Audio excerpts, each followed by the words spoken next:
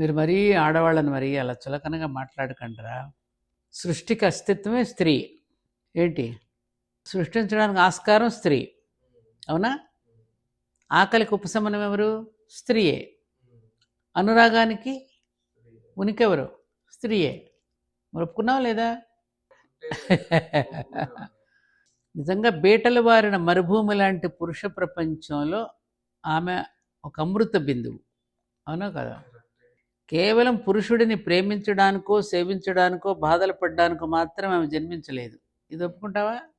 మాతృత్వం యొక్క నిర్వహణ స్త్రీమూర్తుల యొక్క ఉత్కృష్ట బాధ్యత. ఇది అంటారులే, మీరు ఒప్పుకుంటారు. మీది కాదుగా, వాళ్ళది కాబట్టి గట్టిగా చెప్తారు. వాళ్ళు దానిని ఎంతో ఆనందంగా నిభాయించుకుంటూ వస్తున్నారు కదా నాన్న. స్త్రీ కేవలం సౌందర్యపూర్ణ కాదు, పురుషుడికి ఉపయోగపడే భోగ వస్తువు అంతకంటే కాదు. ఆమె కరెక్ట్? ఈ ప్రకృతికి ప్రతీకే స్త్రీ.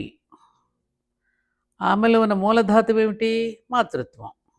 అది లేకపోతే ఇక పురుషుడికి ఉనికి ఎక్కడుంది? లేదు కదా, వాడే లేడుగా.